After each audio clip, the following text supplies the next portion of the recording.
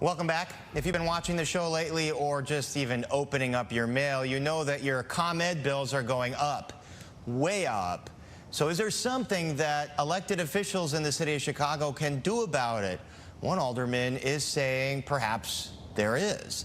And joining us now is 36th Ward Alderman Gilbert Villegas. And Alderman Villegas, thanks for joining us. So you held a press conference today to talk about this issue. What exactly could Mayor Johnson and City Council do to help folks find relief for some of these price hikes? Well, a couple of things. Number one, I'd like to have a resolution to bring all of the stakeholders to the table.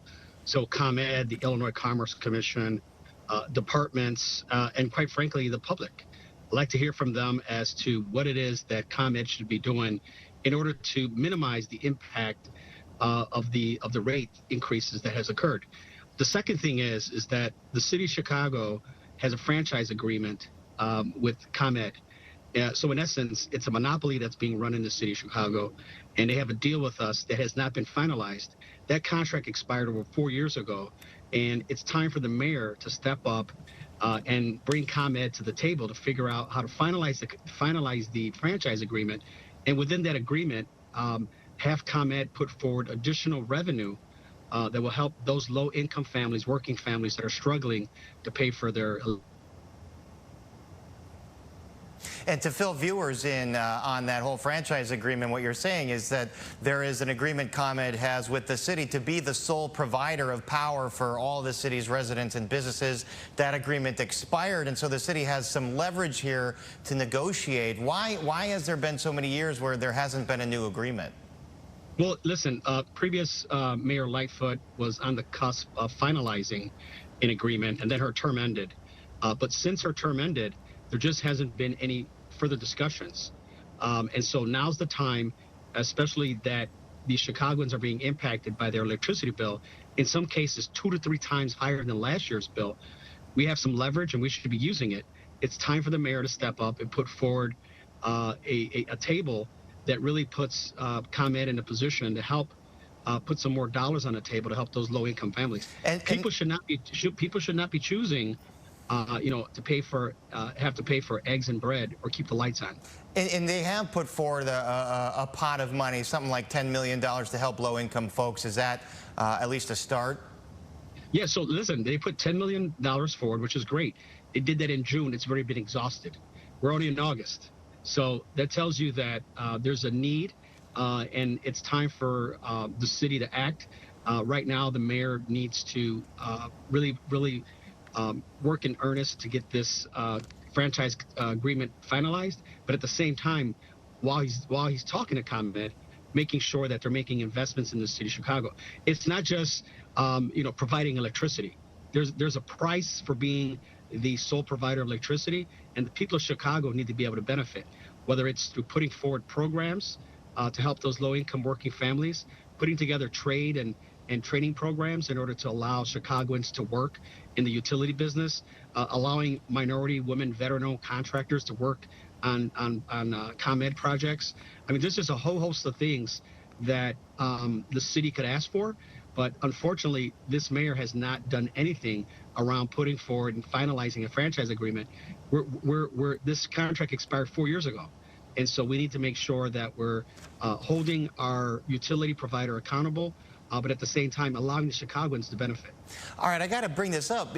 ComEd, this company, has pled guilty to bribery, and that involved a massive scandal and all these federal convictions regarding, Mike Madigan and the bribes that he was paid to help them push through a bill that made them tons of money. It jacked up folks' rates. And now they want to jack it up more. They are jacking up more. I mean, should the city look at perhaps just getting rid of ComEd and saying it's time for another provider to maybe bid here? I know that's tough because ComEd owns a lot of the infrastructure here, but they behave terribly. So what about other providers? Yeah. Well, here, listen. I think that the franchise agreement has expired. If that's the will of the body or the administration to do that, then there's nothing wrong with putting it out for bid and seeing who else would compete for it. But to your point, though, ComEd owns a lot of the infrastructure in place, and so even if you did get a new provider, they would be using ComEd's utilities because it would take them decades in order to put forward their own infrastructure to deliver the services. And I would be concerned about interruption in service. So again, I agree with you that competition is great, but I mean this company has been in place for decades, and so I'm not saying that it's impossible, but given the track record of this administration, I wouldn't risk that right now. Yeah, and this company just has this monopoly, and they have for decades on providing power.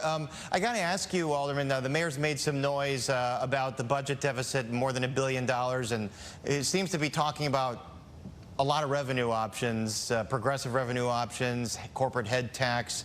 We know how unpopular property tax hikes are with City Council, but how about some of these other things like corporate head tax? Well, listen, I think that to me, a budget is not just a moral document, but it's a narrative and it's a math equation. First of all, you can only spend what you're getting in, so it has to equal out.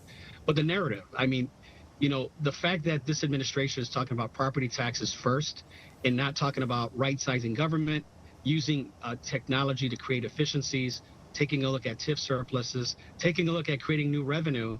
Like I proposed, allowing slots at the airport, which is already currently allowed under state law, that would generate 20-30 million. It's not $1 billion solution, but there isn't one. And so the reality is that this administration needs to take a look at those things first before any type of discussion around property taxes. And quite frankly, this budget has grown tremendously. When you take a look at what the budget was in 2019 and where it is now, it's grown over 40%. And we also have to take a look at those positions that were funded through ARPA, the American Rescue Plan Act funds. Are they still there? And if they are, they got to go. 36th Ward Alderman Gilbert Villegas, thanks very much for joining us.